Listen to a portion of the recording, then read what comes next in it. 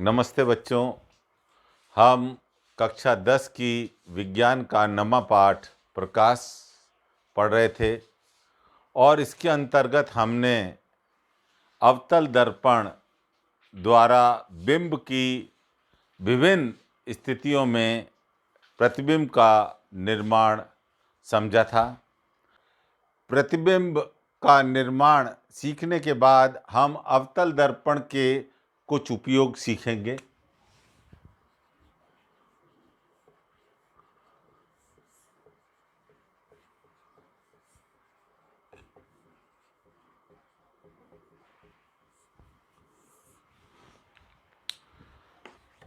पहला उपयोग है शेविंग दर्पण के रूप में। दाढ़ी बनाते समय दाढ़ी के बाल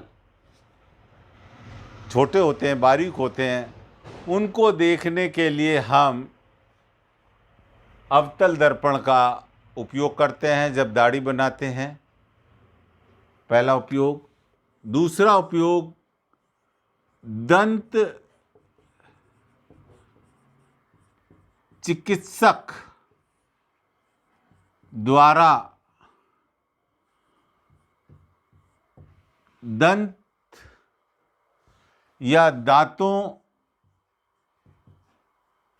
के उन भागों को देखने में जो आसानी से दिखाई नहीं देते हैं।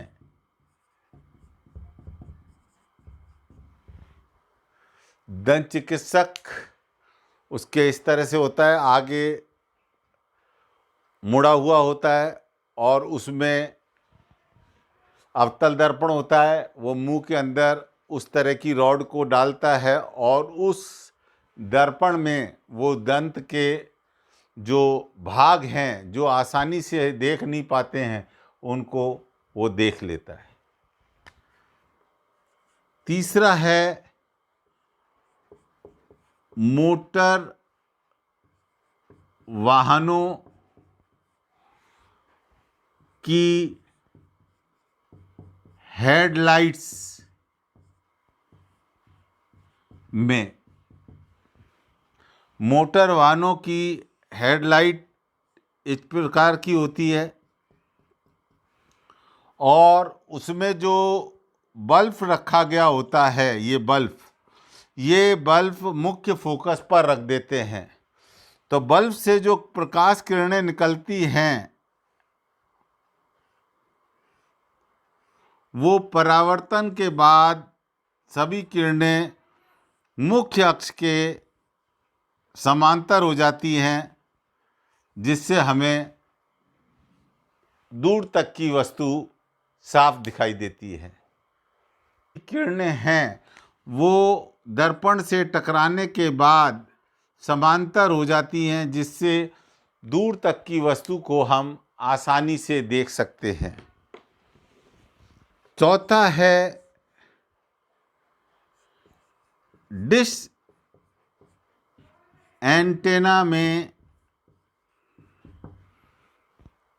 आपने देखा होगा डिश एंटीना भी इसी अवतल दर्पण की तरह ही होता है और दूर जो उपग्रह है उससे संकेत समांतर रूप में प्राप्त होते हैं। और इस डिश एंटीना पर आपने देखा होगा कि एक इस तरह का लगा रहता है, तो वहाँ वो फोकस पर होता है तो सारी किरणें उस पर फोकस हो जाती हैं, जिससे जो संकेत हैं उनकी प्रबलता बढ़ जाती है और डिश एंटीना द्वारा हम जो भी टीवी कार्यक्रम का प्रसारण है वो आसानी से देख पाते हैं।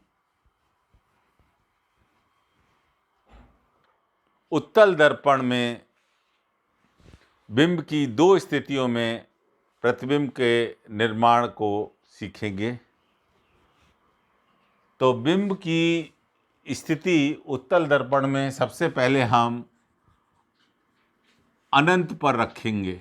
अनंत पर दर्शाने के लिए हम बिंब को बहुत दूर मुख्य अक्ष से रख दिया है हमने। लाइन टूटी हुई है, यानी इसको अब नापा नहीं जा सकता है, इतनी दूर पे हमारा बिंब है। और यहाँ से जो किरणें आएंगी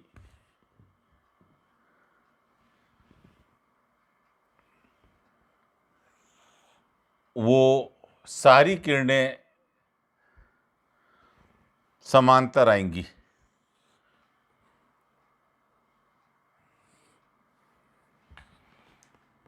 इस तरह से ये समांतर आएंगी। और जो भी हमने पढ़ा है कि जब भी किरणें अक्ष के समांतर आती है तो वो फोकस से गुजरती है। ये हमारा वक्रता केंद्र है और ये हमारा फोकस है, ये ध्रुव है। तो ये जो किरणें हैं फोकस से गुजरेंगी, लेकिन दर्पण में अंदर नहीं जा सकेंगी, इसलिए ये इसको अपन काल्पनिक रूप से फोकस से गुजारते हैं। ये किरण भी काल्पनिक रूप से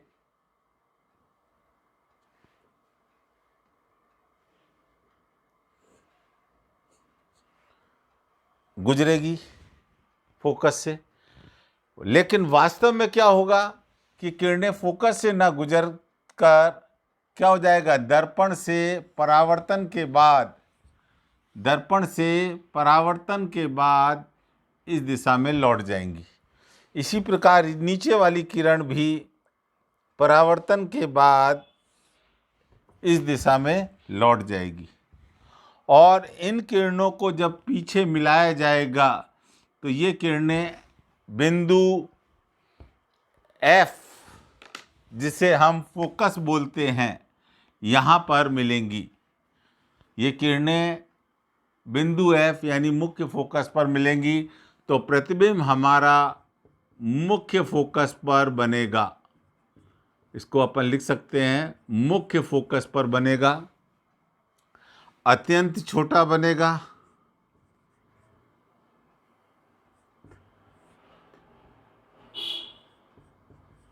यानी बिंदु के आकार का बनेगा और इसका स्वरूप होगा आभासी। इसका स्वरूप होगा आभासी, जिसे हम पर्दे पे प्राप्त नहीं कर सकते, और सीधा होगा। तो जो भी इस बिंब से, ये बिंब है हमारा, और इसका यहाँ पर जो है प्रतिबिंब बनेगा। मैंने आपको जो नियम है, जब भी कोई मुख्य अक्ष के समांतर किरण आती है तो वो फोकस से गुजरती है या गुजरती हुई प्रतीत होती है। तो ये गुजरती हुई प्रतीत हो रही है, और जहाँ पर ये गुजरती हुई प्रतीत होगी उस फोकस पर हमारा प्रतिबिंब बनेगा। उसका आकार अत्यंत छोटा होगा और उसका स्वरूप आभासी एवं सीधा होगा। दूसरी स्थिति, जब बिंब अनंत व ध्रुव के मध्य कहीं पर स्थित हो, तो इस स्थिति को मैं दर्शा रहा हूँ। ये हमारा बिंब है, जो हमारे अनंत और ध्रुव, अनंत, ये अनंत है और ये हमारा ध्रुव है, वो उसके बीच में कहीं पर स्थित है। इससे भी बच्चों एक किरण तो मैं पुनः समांतर ही निकालूंगा, जो मुख्य अक्ष के समांतर होगी।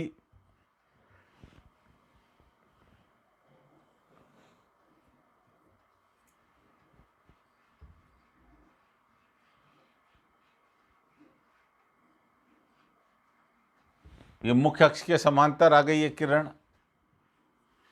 तो ये किरण कहाँ से गुजरेगी? ये किरण हमारी मुख्य फोकस से गुजरेगी। तो मुख्य फोकस से जा तो नहीं पाएगी, लेकिन इसको दर्शाने के लिए मैं टूटी लाइन से करूँगा। वास्तव में ये किरण यहाँ से आकर ऊपर चली जाएगी। दूसरी किरण मैं इस प्रकार की लूँगा कि ये सी से गुजरे। कहाँ से गुजरे? सी से गुजरे।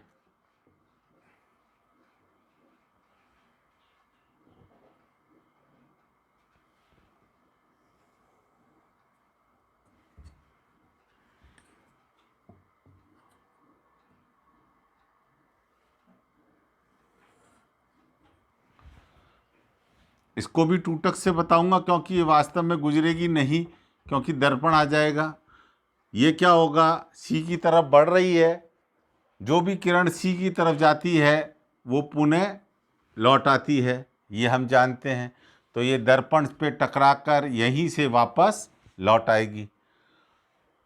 इन दोनों को पीछे बढ़ाने पर, ये वाली किरण और ये वाली परावर्तित किरण को पीछे बढ़ाने पर हमारे को प्रतिबिंब मिलेगा। ये हमारा F है और प्रतिबिंब हमारा ध्रुव और F के बीच, ध्रुव और F के बीच बन रहा है, जहाँ पर ये दोनों किरणें मिल रही हैं। तो प्रतिबिंब हमारा ध्रुव व मुख्य फोकस के मध्य में बनेगा। इसका आकार छोटा होगा और इसका स्वरूप आभासी व सीधा होगा। तो हमने आज उत्तल दर्पण की बिंब की दो स्थितियों में प्रतिबिंब का निर्माण करना सीख लिया है। उत्तल दर्पण के उपयोग पहला है वाहनों में पक्ष दृश्य दर्पण पीछे देखने के लिए। जितने भी वाहन होते हैं, फोर व्हीलर्स, उनमें ड्राइवर के सामने के कांच पर एक दर्पण लगा होता है, जिससे वो पीछे का दृश्य देख पाता है। वह पार्श्व दर्पण वाहनों में, चार पहिया वाहनों में दोनों तरफ और दो पहिया वाहनों में हैंडल से दोनों तरफ लगे रहते हैं, जिससे भी हम साइड का, पीछे का दृश्य देख पाते हैं। यहाँ पर वाहनों में पक्ष दृश्य, बैक, पीछे का रियर व्यू, पीछे का दृश्य देखने के लिए, और ये जो है ये साइड का दृश्य देखने के लिए उत्तल दर्पण लगाए जाते हैं, ताकि हम पीछे के बड़े क्षेत्र को दर्पण में देख सकें। दूसरा, एटीएम मशीनों में जो मशीन है उसमें एक उत्तल दर्पण लगा होता है, ताकि पीछे का, हमारे पीछे क्या गतिविधि हो रही है उसको हम देख सकें।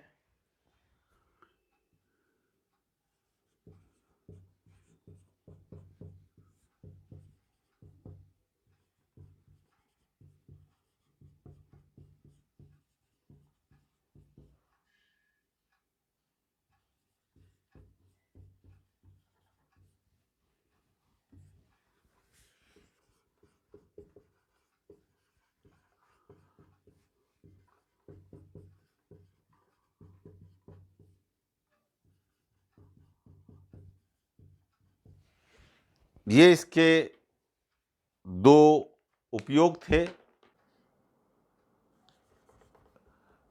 गोलीय दर्पण की कार्तीय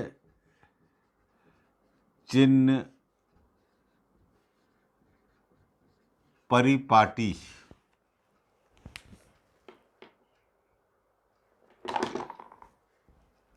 इसके अंतर्गत पहला बिंदु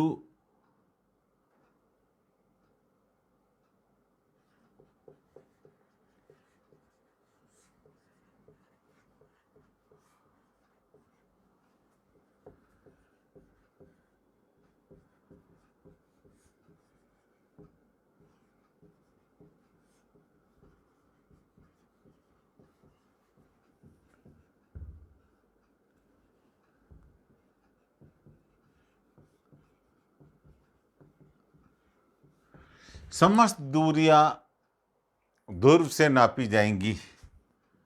ये हमारी मुख्य अक्ष है और ये मैंने एक दर्पण बना दिया, अवतल दर्पण। और ये जो बिंदु है ओ, ये समस्त दूरियां हम ओ से नापेंगे। ओ को मूल बिंदु मानेंगे, शून्य मानेंगे।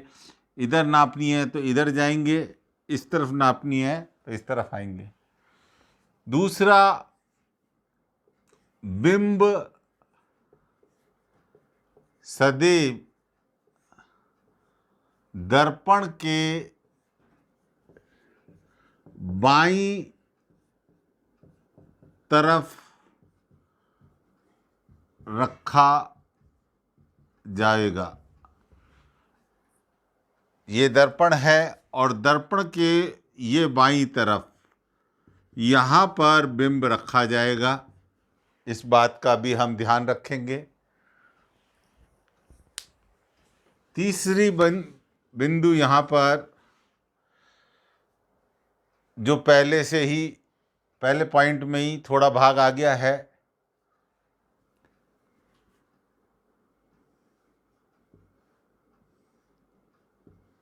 ये तीर का निशान बिंब से आने वाले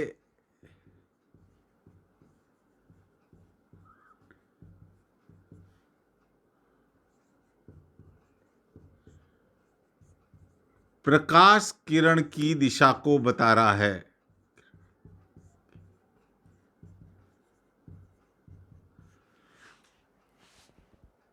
प्रकाश इस दिशा में जा रहा है और मान लो मुझे इस बिंदु की दूरी नापनी है, जैसे दूं F, और मुझे ये दूरी मापनी है, या यहाँ पर कोई बिंब रख दिया गया है और मुझे ये दूरी ज्ञात करनी है। तो जब मैं दूरी नापूंगा तो मेरा स्केल का जो जीरो है वो जीरो यहाँ पर होगा और मैं इस तरफ बढ़ूंगा। यानी मेरे दूरी नापने पर, मेरे दूरी नापने की जो दिशा होगी वो इस दिशा में होगी। दूरी, और वो भी कहाँ से? ध्रुव से दूरी मापने की दिशा। प्रकाश किरण की दिशा दर्पण की तरफ है और ध्रुव से इस बिंब की जो दूरी माप रहा हूं उसकी दिशा दर्पण से दूर है, यानी दोनों दिशाएं विपरीत हैं। बिंब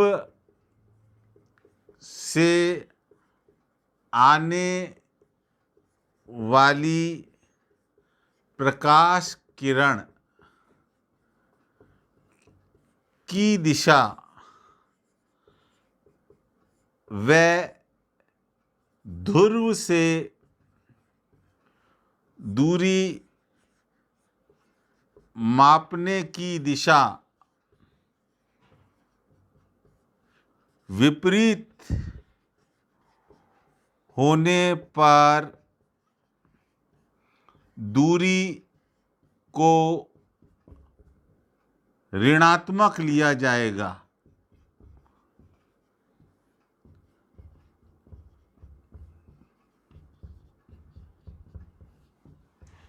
जैसा मैंने अभी आपको बताया है। और मान लो मुझे दूरी इस दिशा में नहीं मापनी है, मुझे दूरी प्रतिबिंब बन रहा है। मान लो यहाँ पर कोई प्रतिबिंब बन रहा है, उस प्रतिबिंब की ये मैंने बिंब माना था और बिंब से उस दिशा में प्रतिबिंब बन रहा है, तो मैं जो दूरी नापूंगा वो स्केल रखूँगा, उसका 0 यहाँ होगा और मैं इस दिशा में बढ़ूँगा। यानी मेरे दूरी की जो मापने की दिशा है वो दर्पण के और अंदर जाएगी। ये दोनों दिशाएं समान हो गई हैं। ये दूरी, ध्रुव से दूरी मापने की दिशा। तो मैं यहाँ पर लिखूँगा, इसी चौथे पॉइंट में लिख दूँगा इसको, बिंब से आने वाली प्रकाश किरण या किरण की दिशा व ध्रुव से दूरी मापने की दिशा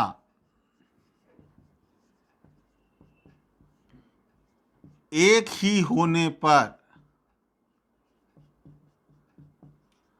यानी समान होने पर,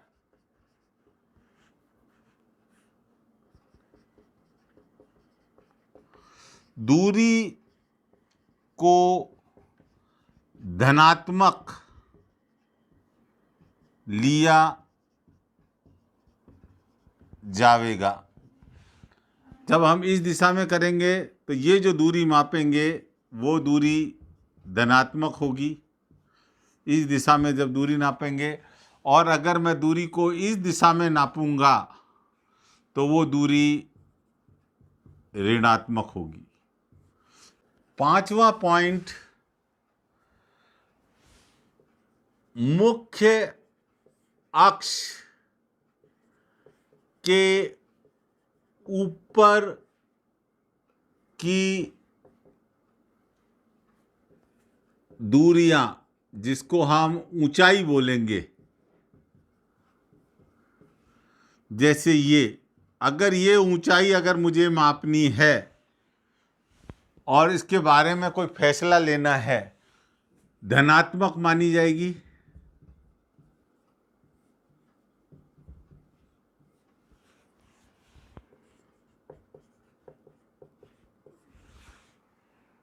चाहे मैं यहाँ पर बिंब बना दूँ, प्रतिबिंब बना दूँ, ये प्रतिबिंब भी ऊंचाई अगर निकालूंगा तो ये भी धनात्मक होगा, ये भी धनात्मक होगा, क्योंकि ऊपर ये मुख्य अक्ष है हमारा, मुख्य अक्ष, और मुख्य अक्ष के ऊपर जो भी ऊंचाई लेंगे वो सभी ऊंचाई धनात्मक होगी।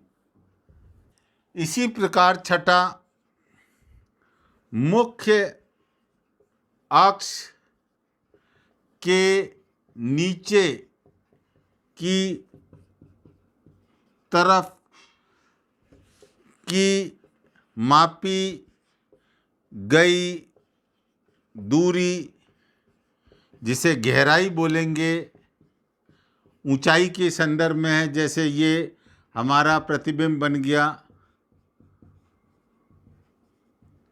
और ये हमारा मुख्य अक्ष है, मुख्य अक्ष कोई बदला नहीं है, ये हमारा मुख्य अक्ष बन गया। तो ये जो ऊंचाई हम नापेंगे, ये जो ऊंचाई आएगी, ये ऊंचाई हम ऋणात्मक लेंगे, ऋणात्मक मापी जाएगी। जब हम गहराई लेंगे, इस मुख्य अक्ष से नीचे की दूरी को नापेंगे, तो वो ऋणात्मक ली जाएगी, उसका चिन्ह माइनस में होगा। अब हम दर्पण सूत्र के बारे में पढ़ेंगे। हमने एक दूरी, फोकस दूरी F पढ़ी थी। वो क्या होती थी? ध्रुव O से मुख्य फोकस की दूरी को हम फोकस दूरी कहते थे। जैसे यहाँ पर जो दूरी आ रही है OF, ये देखो, ये दूरी, ये वाली जो दूरी है ये F कहलाएगी। क्या कहलाएगी? ये F, ये दूरी F कहलाएगी। या इस प्रश्न में यहाँ से लेके यहाँ तक की जो दूरी है ये फोकस दूरी कहलाएगी F, और इसको हम स्मॉल f से प्रदर्शित करते हैं।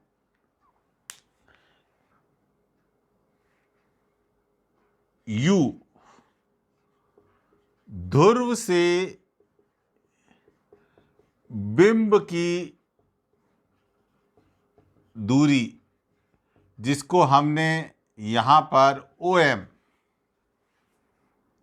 यहाँ से ये देखो M आ गया और यहाँ O है, ये जो दूरी है ये दूरी U कहलाएगी। इस वाले में भी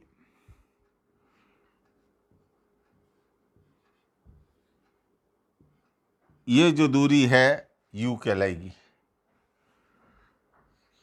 V ध्रुव से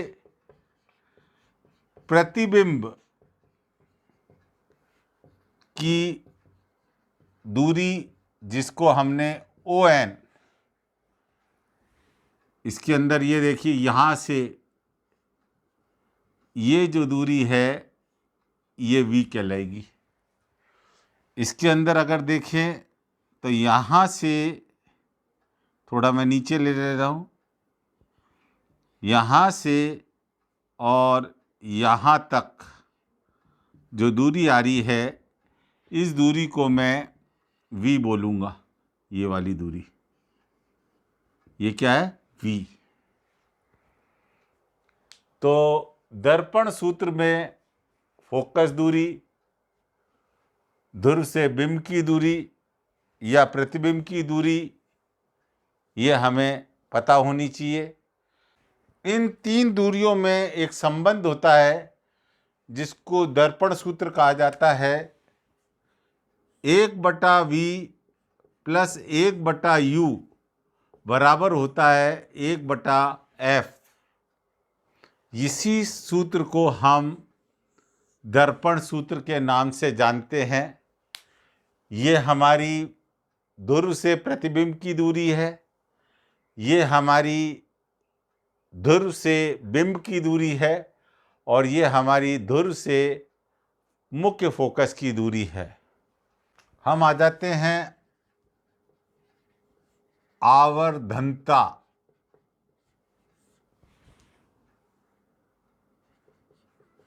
प्रतिबिंब की ऊंचाई,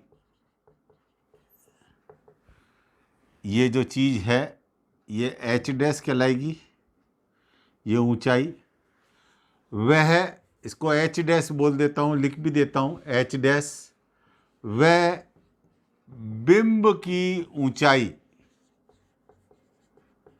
इसको मैं H से करूँगा। ये वाला भाग H, इसके अंदर ये H कहलाएगा और ये H डैश का अनुपात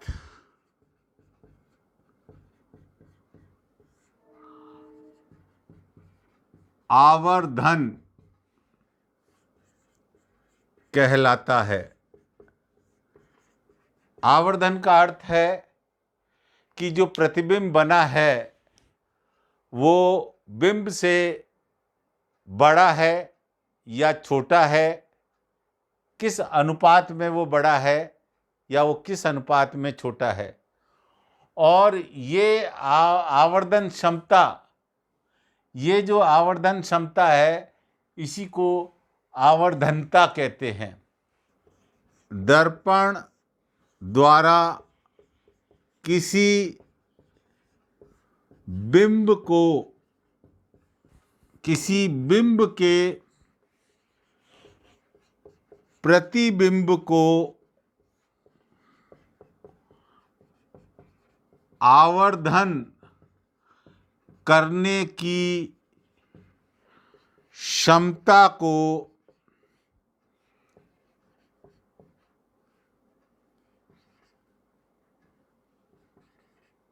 आवर्धनता कहते हैं। इसे m से प्रदर्शित किया जाता है। जैसे m बराबर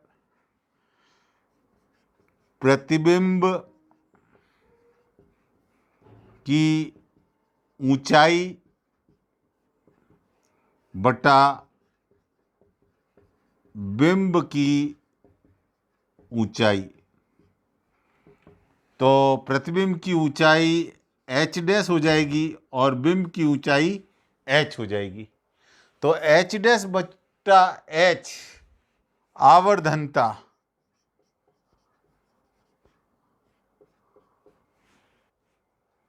आवर्धनता में कुछ पॉइंट्स, जब m 0 से छोटा है इसका अर्थ हो गया ऋणात्मक है,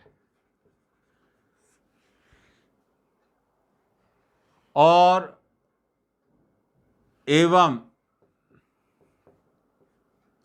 v जो प्रतिबिंब की दूरी है वो u से ज्यादा है, तो प्रतिबिंब वास्तविक उल्टा व आवर्धित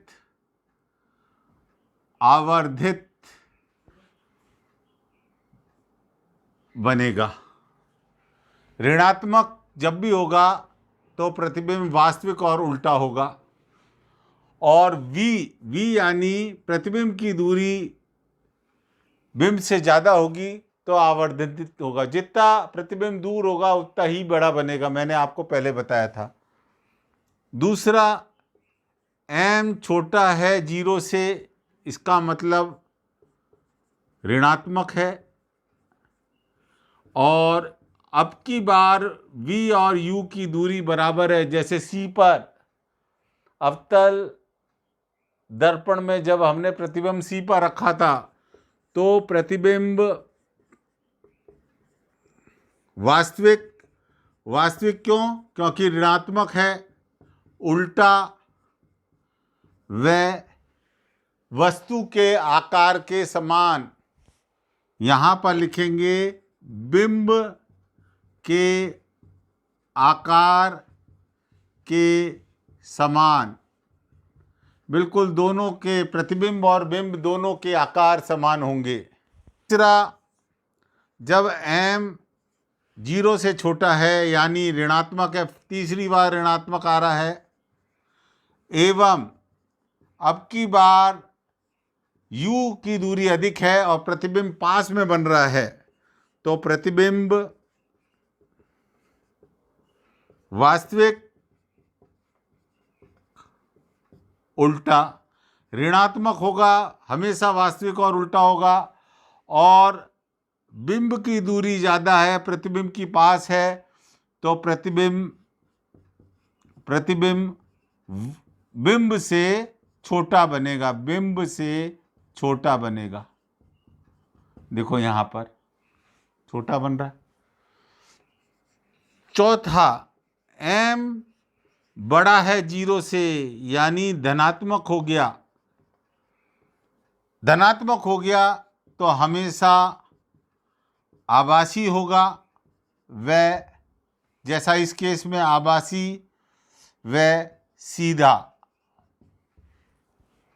और यदि इसी स्थिति में यदि v बड़ा हो जाए u से, तो क्या होगा? आवर्धित भी होगा, आवर्धित भी होगा। तो ये 5वीं बात हो गई। तो ये आवर्धनता के कुछ बातें हैं जो अपन ने प्रतिबिंब निर्माण के दौरान सीखी थी। इसका एक बार फिर से हमने दौरान कर लिया। आज के लिए इतना ही काफ़ी बच्चों।